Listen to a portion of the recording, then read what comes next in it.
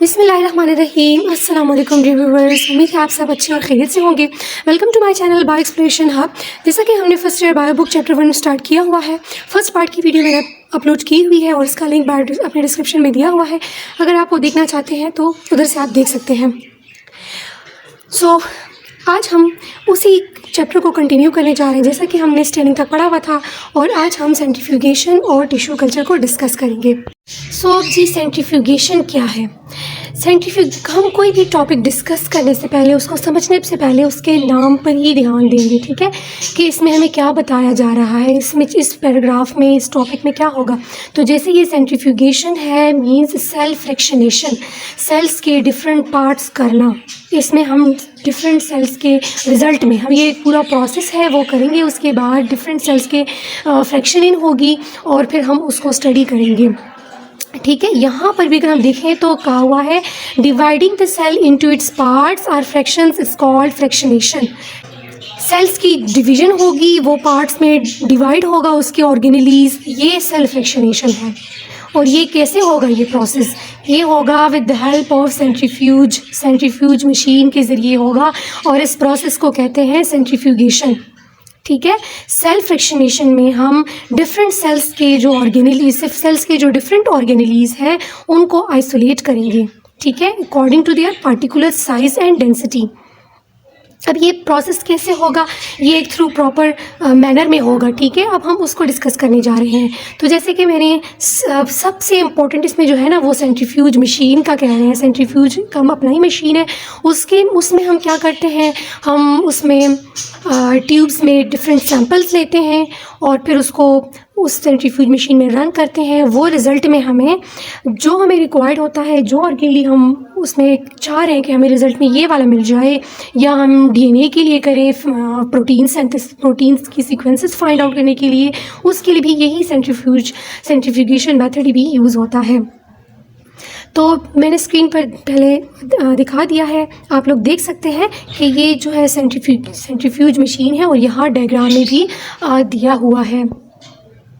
तो first step में हम क्या करते हैं, पहले हम ग्राइंडिंग ऑफ द टिश्यूज़ करते हैं, ठीक है। Grinding of the tissues means कि हमने कोई प्लांट, अगर हम एग्जांपल में ले लें कि हमने कोई प्लांट में से एक पार्ट लिया, उसके हमने टिश्यूज़ लिए उसमें से स्क्रैप करके, ठीक है, या छोटे छोटे पार्ट्स लिए, उसको हमने किसी लिक्विड मीडियम में लिया, ठीक है, through medium of proper osmotic concentration to form homogenate, ठीक है। ग्राइंडिंग टिश्यूज़ को हम एक प्रॉपर लिक्विड मीडियम में डालेंगे और उसको हम होमोजिनेट करेंगे। डायग्राम में भी साथ साथ देखें, तो पहले हमने टिश्यूज़ सेल लिए, फिर उसको हमने होमोजिनेट किया, मीन्स के मीडियम को और टिश्यूज़ को मिक्स किया, बिल्कुल, ठीक है। उसके बाद हम क्या करेंगे, जब ये होमोजिनेट हो जाए उसके बाद इस मशीन का काम स्टार्ट होता है। इसमें से ये जो अब हमने ये होमोजिनेट आ गया हमारे पास, तो नेक्स्ट स्टेप में क्या करें, इनिशियली फर्स्ट क्या करेंगे, spin at the relatively slow rate to separate out the larger heavier parts of homogenate. पहले हम इस मशीन में ये अपना सैंपल रखेंगे, उसमें से छोटे छोटे ट्यूब्स होते हैं, ठीक है, उसमें से वो हम लेंगे पार्ट होमोजिनेट वाला, ठीक है, उसको हम एक स्पेसिफिक टाइम देंगे। जैसे यहाँ पर दिया हुआ है हमने 10 मिनट दिए और स्लो रेट दिया, 10 मिनट दिए, स्लो रेट दिया, ठीक है। यहाँ पर इस मशीन में हम जो हमारा टाइम पीरियड होता है वो भी हम फिक्स करते हैं, जो स्पीड होता है वो भी हम फिक्स करते हैं। अकॉर्डिंग टू दिस फिर वो अपना फंक्शन परफॉर्म करता है। तो हमने यहाँ पर पहले स्टेप में स्लो रेट दिया और 10 मिनट दिए, ठीक है, ताकि क्या हो जाए, रिजल्ट में सेपरेट हो जाए लार्जर और हेवियर पार्ट, ठीक है, लार्जर और हेवियर पार्ट सेपरेट हो जाए, जो कि क्या है, रिमेनिंग होल सेल्स हैं या जो न्यूक्लियाई है वो हम उससे रिमूव कर देंगे। यहाँ देखें अगर ना, तो ऊपर वाला जो पार्ट आया होता है ना, इसको सुपरनेटेंट कहते हैं, और जो नीचे तहने आ जाता है ना हमारे पास रिजल्ट में, ये लार्जर और हैवियर पार्ट है इस होमोजिनेट में से, तो वो उसको कहते हैं पैलेट, ठीक है। यहाँ लिखा हुआ भी है pellet rich in nuclear and cellular debris. ये हम बड़े ही एहतियात से, ये वाला जो पार्ट है सुपरनेटेंट, ये हम एक और ट्यूब में डाल देते हैं, और जो ये पैलेट वाला पार्ट है इसको हम क्या करते हैं, अलग कर देते हैं, रिमूव कर देते हैं, ठीक है। फिर अगेन क्या करते हैं, ठीक है, अब यहाँ तक हमने कर लिया है। नेक्स्ट हम इसी फ्रैक्शन को ये तो हमने रिमूव कर दिया पैलेट वाला पार्ट, ठीक है। जो तो अब रिमेनिंग मटेरियल है इसको अगेन स्पन करेंगे, अगेन इसको रन करेंगे। At speed and cellular components of intermediate size such as mitochondria plastid etcetera precipitate out and removed. Again जब इसको हम रन करेंगे, ठीक है, अब हमने स्पीड भी थोड़ा ज़्यादा दे दिया है। पहले फर्स्ट स्टेप में हमने स्लो रेट दिया, अब हमने थोड़ा हाई स्पीड दिया, ठीक है। और टाइम कितना दिया, 15 मिनट्स दिए। तो दोबारा जब उसने रन किया तो जो ऊपर वाला पार्ट आ गया है सुपरनेटेंट वो है, और जो नीचे पैलेट में आ गया है तो वो है, उसमें से माइटोकॉन्ड्रिया क्लोरोप्लास्ट वगैरह अलग हो गए हैं, ठीक है। तो वो अब हम क्या करेंगे, इसको हम सुपरनेटेंट को मज़ीद रन करेंगे और जो पैलेट वाला पार्ट है उसको हम अलग रिमूव कर देंगे, ठीक है। लेकिन ये सारा प्रोसेस हम बड़े ही एहतियात से करेंगे। फिर नेक्स्ट क्या करेंगे, ठीक है, यहाँ पर माइटोकॉन्ड्रिया प्लास्टिड वगैरह के प्रेसिपिटेट बन गए, प्रेसिपिटेट बनते हैं जैसे लिक्विड पार्ट्स में।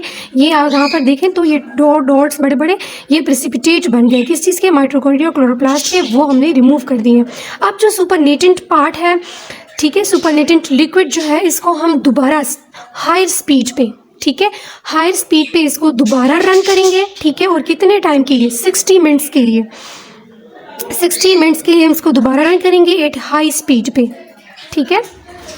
तो रिजल्ट में क्या हो जाएगा, तो अब जो लाइटर सेलुलर फ्रैक्शंस है ना उसके प्रेसिपिटेट बन जाएंगे, जो लाइटर सेलुलर फ्रैक्शंस है उसके प्रेसिपिटेट बन जाएंगे, ठीक है। यहाँ पर pieces of plasma membrane and cells internal. अब ये दोबारा हम यहाँ से ये पैलेट वाला पार्ट अलग कर देंगे, रिमूव कर देंगे, और जो सुपरनेटेंट वाला पार्ट है इसको हम दोबारा रन करेंगे, ठीक है। अब जब दोबारा रन करेंगे तो फिर हम 3 हॉर्स के लिए स्पिन करेंगे, ठीक है। और उसके बाद ये हमें रिजल्ट में क्या देगा, सॉल्युबल एंजाइम इसने दिए, और पैलेट में नीचे क्या रह गया, रिच इन राइबोसोम्स। तो फिर ये राइबोसोम वाला पार्ट हम इससे अलग कर देंगे, पैलेट वाला पार्ट, और जो ऊपर सुपरनेटेंट वाला पार्ट है उसको हम अपने उसके एंजाइम्स को फाइंड आउट करने के लिए यूज़ कर सकते हैं। और ये क्या हो रहा है, ये इसमें डिफरेंट स्टेप्स पे डिफरेंट ऑर्गेनेलीज को हम रिमूव कर रहे हैं। तो इस तरह हम ये चैप्टर है ही cell organelles and its structures, cell structures and functions, उसके फंक्शंस को फाइंड आउट करने के लिए और उसके स्ट्रक्चर को फाइंड आउट करने के लिए हम ये कर रहे हैं, ये टेक्निक्स वगैरह। तो इस तरह ये टेक्निक्स जो है डिफरेंट ऑर्गेनेलीज को भी हम इसके थ्रू फाइंड आउट करते हैं। और इसके अलावा मैंने जैसे पहले भी कहा, डीएनए की सीक्वेंस फाइंड आउट करने के लिए, प्रोटीन की सीक्वेंसिंग फाइंड आउट करने के लिए भी हम सेंट्रीफ्यूगेशन करते हैं, उसको हम अलग करते हैं, ठीक है। और इस तरह, लेकिन ये है कि ये जो टाइम पीरियड है और जो स्पीड है ये डिफरेंट ऑर्गेनेलीज के लिए डिफरेंट होगा, ठीक है। सबके लिए यही टाइम नहीं होगा, सबके लिए अलग अलग होगा, ठीक है। तो इस तरह इसके लिए ये दिया हुआ है, ठीक है। उम्मीद है आपको इसकी समझ आई होगी। तो यहाँ पर मैं एक और पिक्चर शेयर कर रही हूँ, उसमें आप क्लियरली देख सकते हैं कि पहले जो होमोजिनेट मटेरियल होता है वो कैसा है, तो जो बाद में जो सुपरनेटेंट और पैलेट अलग अलग हो जाते हैं तो वो कैसा होता है, ठीक है। इसको आप देख सकते हैं।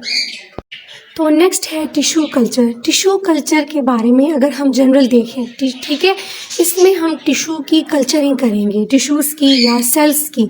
तो tissue culture is the growth of tissues और cells in an artificial medium separate from the parent organism, ठीक है।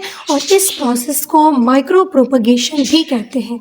अगर हम जनरल देखें तो इसमें हम क्या करते हैं, इसमें हम प्लांट्स के किसी भी हिस्से से, वो लीव्स भी हो सकते हैं, स्टेम भी हो सकता है, रूट भी हो सकता है, उसके हम डिफरेंट पार्ट से टिश्यूज़ लेंगे, थोड़े से टिश्यूज़ को स्क्रैप करके लेंगे और उसकी हम एक प्रॉपर मीडियम बनाएंगे उसके लिए और उसमें उसकी ग्रोथ करेंगे।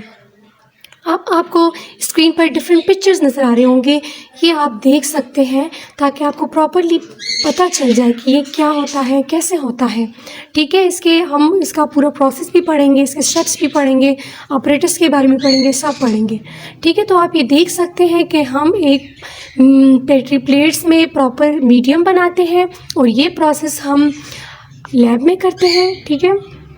प्रॉपर मीडियम बनाते हैं, उसमें से थोड़े से टिश्यूज़ लेते हैं और कैसे, ये आपको दिखाई दे रहा होगा, एक प्लांट से मल्टीपल प्लांट्स बनते हैं। एक प्लांट से हमने थोड़े से सेल्स लिए या टिश्यूज़ लिए, उसकी हमने ग्रोथ की और उससे मल्टीपल प्लांट्स बन गए, ठीक है।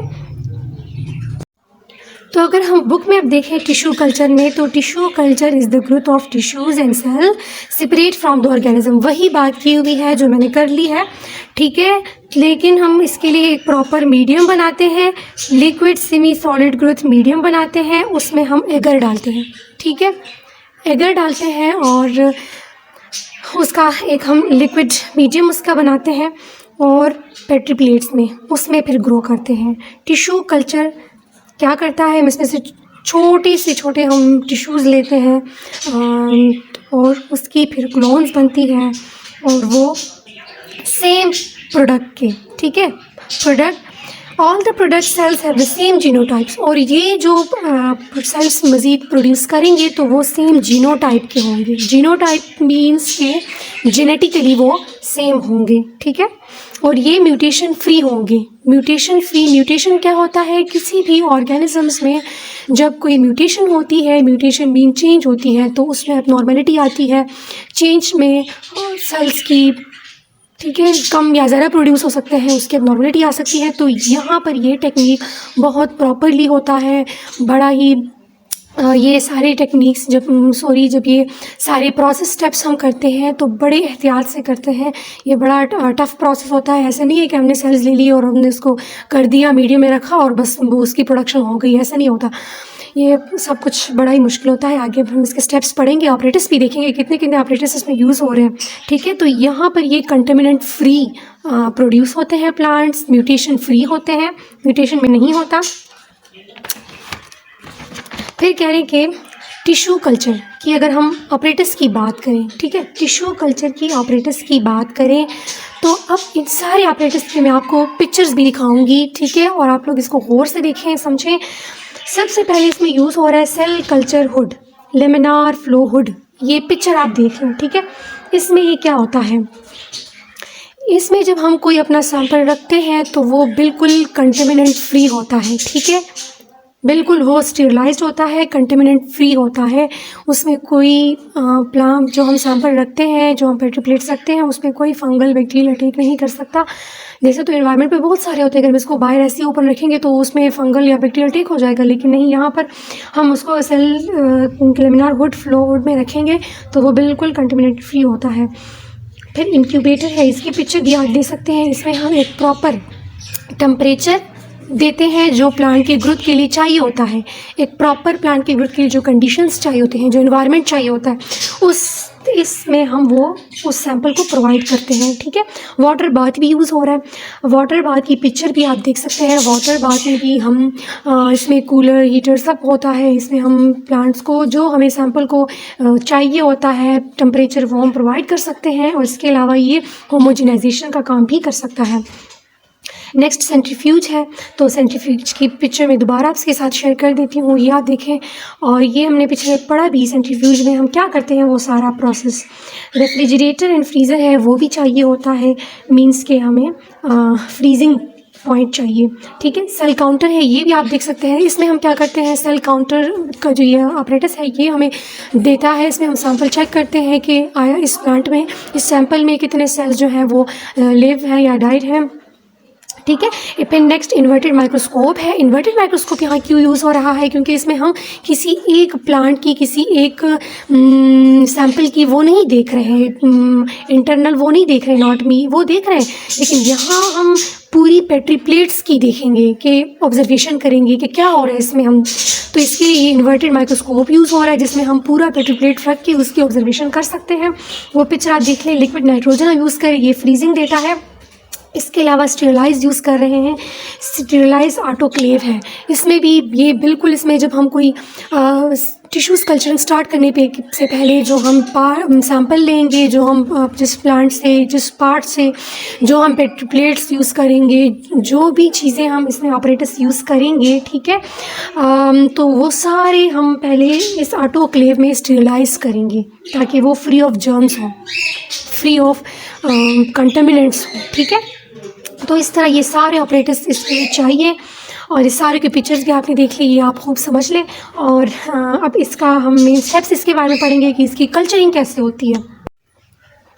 अब अगर मेन स्टेप्स की तरफ हम देखें तो पहले क्या हुआ है, selection of the plant tissue from a healthy vigorous mother plant, this is often the apical bud but can be other tissue. पहले तो हम कौन से प्लांट से टिश्यू लेंगे, तो पहले हम जो है वो मदर प्लांट मीन्स कि उसने कोई फ्रूट दिया हो या उसने फ्लावर्स निकाले हों, तो उस वाले प्लांट से हम एग्जाम्पल लेंगे, टिश्यूज़ लेंगे, ठीक है।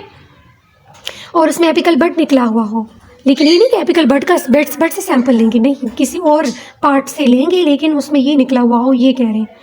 नेक्स्ट में कह रहे हैं कि पहले इस टिश्यूज़ को स्टीरलाइज करेंगे टू रिमूव माइक्रोबियल कंटेमिनेंट्स। इसमें अगर कोई कंटेमिनेशन है, यहाँ मैंने बात की हुई है कि स्टीरलाइज हम किस लिए यूज़ कर रहे हैं, तो हम पहले अपने सैम्पल्स को, अपने अपरेटस को, सारों को, मींस जो ये पेट्री प्लेट्स वगैरह यूज़ हो रहे हैं उसको स्टीरलाइज करेंगे, ठीक है।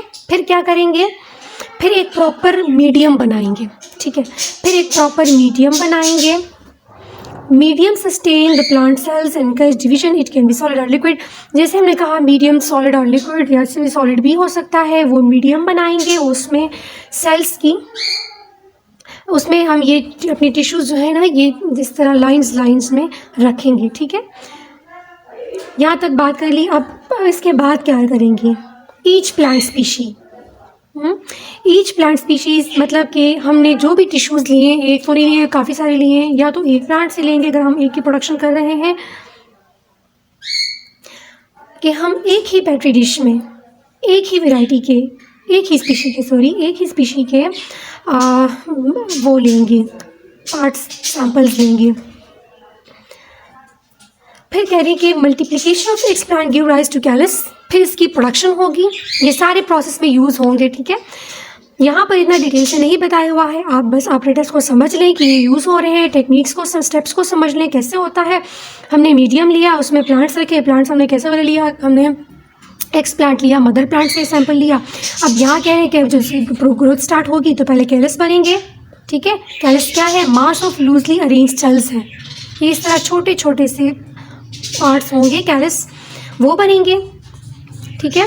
लेकिन यहाँ पर कह रहे हैं कि which is manipulated by varying sugar concentration and the oxygen cytokine high ratio to form multiple shoots. और यहाँ मीडियम में हम क्या करेंगे, जब कैलस बनेंगे इसमें हम जब हम सैंपल रखेंगे ना पेट्री मीडियम में, तो उसके साथ हम ये प्लांट ग्रोथ हार्मोन्स हैं, साइटोकाइनिन और ऑक्सीजन, ये हम लेते हैं, ये भी हम साथ में डालते हैं, ठीक है, क्योंकि ये तो हम खुद कर रहे हैं ना, आर्टिफिशियल उसकी ग्रोथ कर रहे हैं, तो ये हम लेंगे, साइटोकाइनेंस लेंगे। वो क्या करेगा, उस साइटोकाइन का फंक्शन क्या है, वो सेल की डिवीज़न करता है, ठीक है, और प्लांट ग्रोथ प्रमोटर हार्मोन है, तो इससे मल्टीपल ये शूट्स बनेंगे। कैलस जो है वो सब डिवीज़न होगी कैलस की नंबर ऑफ टाइम्स, फिर शूट्स जो है ट्रांसफर्ड हो जाएंगे। Growth medium with relatively higher oxygens, cytokinin ratios which result the formation of fruits. इसमें साइटोकाइनिन ऑक्सीजन मैंने पहले भी कहा दोनों डालेंगे, एक क्या करेगा, रूट की ग्रोथ फॉर्मेशन में हेल्प आउट करेगा, दूसरा शूट को बनाएगा। तो इस तरह जब रूट शूट्स बनेंगे कैलस से, तो ये एक प्लांटलेट्स बनाएंगे, प्लांटलेट्स मीन्स के छोटे छोटे पौधे बनाएंगे, उसके बाद हम वो छोटे पौधे फिर ठीक है, प्लांटलेट्स को फिर हम छोटे छोटे गमलों में ले सकते हैं, फिर उसकी हम बड़े तादाद में उसकी प्रोडक्शन कर सकते हैं। तो ये सारा प्रोसेस हम बड़े ही एहतियात से करते हैं, और ये इससे हम एक छोटे एक पौधे से, बल्कि एक पौधे से भी नहीं, उसके एक पार्ट से, उसके कुछ टिश्यूज से हंड्रेड्स पे प्लांट्स की प्रोडक्शन कर सकते हैं। इसी तरह मैं दोबारा एक पिक्चर शेयर कर रही हूँ, आप उस पिक्चर्स को देख के कर सकते हैं कि किस तरह ये प्लांट्स बने, फिर उसमें प्लांटलेट्स बने, उसको हमने कैसे और जगह पे ग्रो किया। अब इस टिश्यू कल्चर के बहुत सारे बेनिफिट्स हैं। अब यहाँ पर तो ये इस चैप्टर में सेल्स की स्टडी के लिए यूज़ कर रहे हैं, लेकिन ये बायो में इस टिश्यू कल्चर की बहुत ही अच्छी कंट्रीब्यूशन है। इसके बहुत लॉट ऑफ बेनिफिट्स हैं। बग़ैर अगर सीज़न ना हो किसी प्लांट का, तो हम वो वाले प्लांट भी ग्रो कर सकते हैं, प्रॉपर उसको टेम्परेचर और वो ह्यूमिडिटी दे के वो भी हम कर सकते हैं। और ये दूसरा फ़ायदा इसका ये भी इम्पोर्टेंट है कि डिज़ीज़ फ्री प्लांट्स होंगे। और एक अहम ये भी है कि अगर कोई प्लांट हो और उसकी वो नियर टू एक्सटेंट हो, ठीक है, अब एक पूरे वर्ल्ड में एक प्लांट हो रह गया हो, तो उसकी हम टिश्यूज़ को, कुछ टिश्यूज़ को लेके, उसको वो पौधा भी नहीं ज़ाया हुआ, और उसके टिश्यूज़ को कुछ लेके हम उसको प्रॉपर कंडीशंस दे के उसकी ग्रोथ के लिए जो रिक्वायर्ड है 100,000 प्लांट्स की प्रोडक्शन कर सकते। अगर मेरी वीडियो अच्छी लगी हो और आपको इस वीडियो से फ़ायदा हुआ हो तो आप मेरी वीडियो को लाइक शेयर ज़रूर कर दीजिएगा, अपने क्लास फेलोज़ के साथ शेयर कर दीजिएगा और मेरे चैनल को सब्सक्राइब करना ना भूलिएगा। थैंक यू जी, अल्लाह हाफ़िज़।